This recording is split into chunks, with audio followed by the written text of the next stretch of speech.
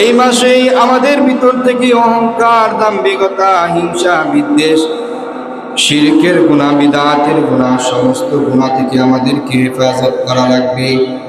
আল্লাহ রাব্বুল আলামিন বলেন, কুল্লু নাফসিন যায়িকাতুল মাউত, সমস্ত প্রাণীকে একদিন এই দুনিয়া থেকে বিদায় নিতে হবে।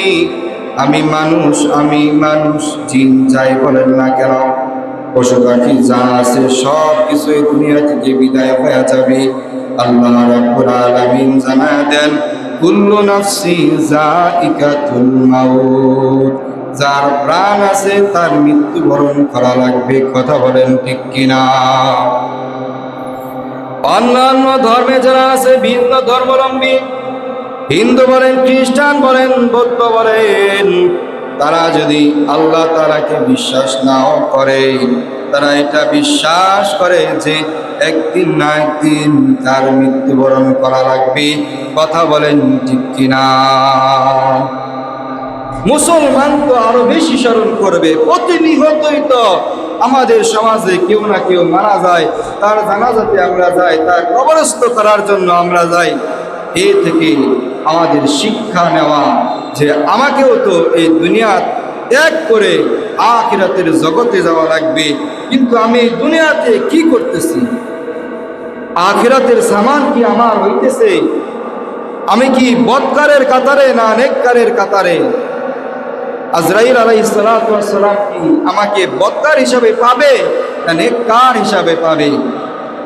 আমরা প্রতিটা মানুষই জানি যে আমি কেমন আমল করি, আমার আমল নামায় কতটুকু ভালো কাজ জমা আছে, এটা আমরা প্রত্যেকেই জানি। কথা বলেন ঠিক কিনা? এই জন্য মুহতারাম হাজিরিন, সবার জায়গা থেকে আরো বেশি করে আমল বাড়ায় দিতে হবে। কারণ আল্লাহ নবী জানায় দেন যে আল্লাহুম্মা বারিক লানা ফি রজব ওয়া শাবান ওয়া বাল্লিগনা রমাদান। তোমরা এই 2 মাস আল্লাহ তাআলার কাছে হায়াত ভিক্ষা চাও, আল্লাহ তাআলার কাছে দোয়া করো বরকতের জন্য। বরকত দিয়া যেন তোমাকে রমজানে পৌঁছায়া দেয়। রমজানে এমন একটা রাত রাখছেন আল্লাহ তাআলা, যে রাতে আল্লাহ তাআলা কোরআন নাজিল করেছে। কথা বলেন ঠিক কিনা? আল্লাহ রাব্বুল আলামিন রমজান মাসের ভিতরে একটা এমন রাত রাখছেন, যেই রাতে আল্লাহ রাব্বুল আলামিন কোরআন নাজিল করেন। ইন্না আনজালনাহু ফি লাইলাতিল কদর। আল্লাহ রাব্বুল আলামিন বলেন যে আমি রমজান মাসের লাইলাতুল কদরের রাত্রিতে কোরআন নাজিল করেছি। মুহতারাম হাজিরিন, ওই কোরআন থেকে ব্যাখ্যা করা হয়, ওই কোরআন আল্লাহ রাব্বুল আলামিন লাউহে মাহফুজ থেকে একেবারে আল্লাহ রাব্বুল আলামিন নাজিল করে প্রথম আসমানে দেন।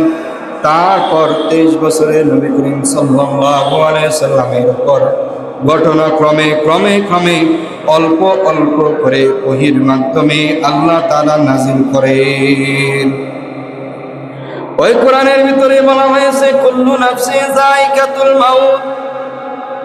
প্রত্যেক প্রাণওয়ালা মানুষকে, প্রত্যেক প্রাণওয়ালা জীব জন্তু যা আছে, প্রত্যেক প্রাণীকে মৃত্যুর স্বাদ গ্রহণ করা লাগবে। মৃত্যুর স্বাদটা আপনার আমার কেমন হবে? আপনি আর আমি যদি বদকার হিসেবে দুনিয়া থেকে বিদায় হয়ে যায়, তাহলে আপনার আমার কবরে যাওয়ার আগেই আপনার আমার অবস্থা ভয়াবহ হয়ে যাবে। কেমন ভয়াবহ হবে? হাদিসের ভিতরে আসে যে হযরত আজরাইল আলাইহিস সালাতু ওয়াস সালাম যখন বদকারের জান কবজ করতে আসবে, আল্লাহ তাআলার হুকুমে আল্লাহ রাব্বুল আলামিন জানায় দেন যে আমি দুনিয়াতে ওই ব্যক্তিকে এমন নাজ নিয়ামত দিয়েছিলাম, যে নাজ নিয়ামতের ভিতরে ডুবায় রাখার কারণেও সে আমি আল্লাহ তাআলার সাথে নাফরমানি করেছে, আমি আল্লাহ তাআলার সাথে শিরকের গুনাহ করেছে, আমি আল্লাহ তাআলার সাথে বিদআত করেছে, আমি আল্লাহ তাআলার সাথে অহংকার করেছে। অহংকার করার কারণে ঘুরে তাকানোর সাথে সাথে হযরত আজরাইল আলাইহিস সালাতু ওয়াস সালাম বদকারের জানটা যেইভাবে যে রূপে বের করে ওই রূপ ধারণ করে দাঁড়ায় গেছেন। দাঁড়ায় বলতেছে, আল্লাহ তাআলার খলিল ইব্রাহিম, এবার আমার দিকে আপনি ঘুরে তাকান। ঘুরে তাকানোর সাথে সাথে হযরত ইব্রাহিম আলাইহিস সালাতু ওয়াস সালাম বেহুশ হয়ে জমিনের ভিতরে পড়ে গেছে। বেহুশ হয়ে জমিনের ভিতরে পড়ে গেছে। কিছুক্ষণের ভিতরে যখন হুঁশ ফিরে আসে, আসার পর দেখে যে আজরাইল আলাইহিস সালাতু ওয়াস সালাম আগের রূপে আছে।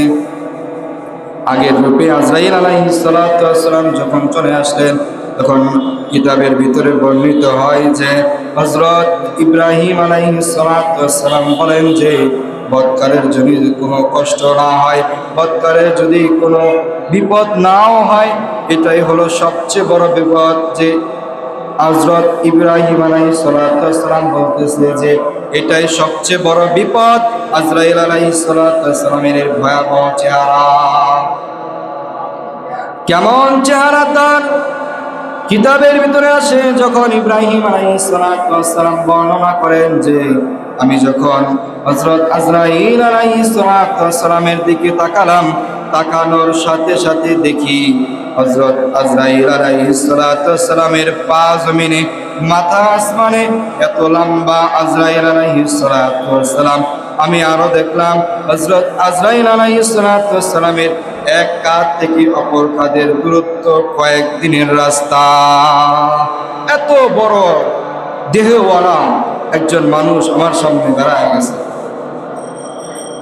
হযরত ইব্রাহিম আলাইহিস সালাতু ওয়াস সালাম আরো বলেন, আমি আরো দেখলাম যে হযরত আজরাইল আলাইহিস সালাতু ওয়াস সালামের চোখ মুখ দিয়ে আগুনের ফুলকি বের হইতেছে এবং তার শরীর থেকে এমন দুর্গন্ধ বের হইছে, ওই দুর্গন্ধ আমার নাকে আসার সাথে সাথে আমি বেহুশ হয়ে পড়ে গেছি।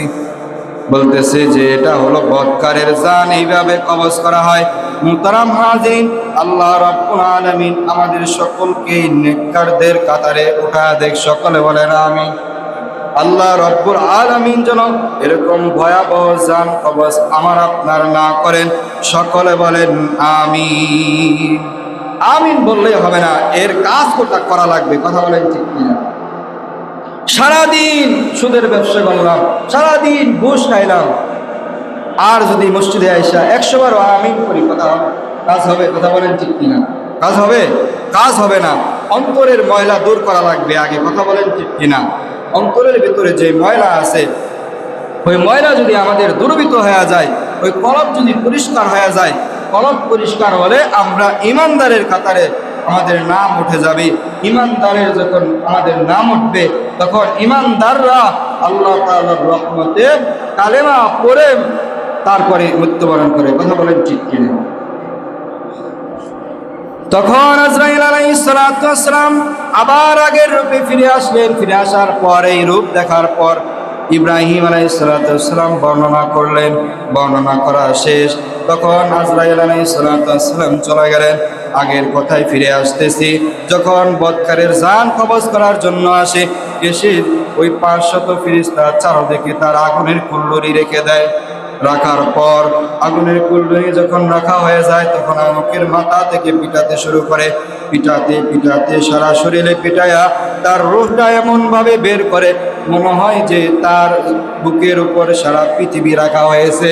এবং এরকম হাদিসের ভিতরে আসে যে একটা বকরি যদি জীবন্ত, বকরির চামড়া খসালে বকরির যেরকম কষ্ট হবে, তার থেকে দ্বিগুণ কষ্ট হয় একজন বৎকারের জান কবজের সময়।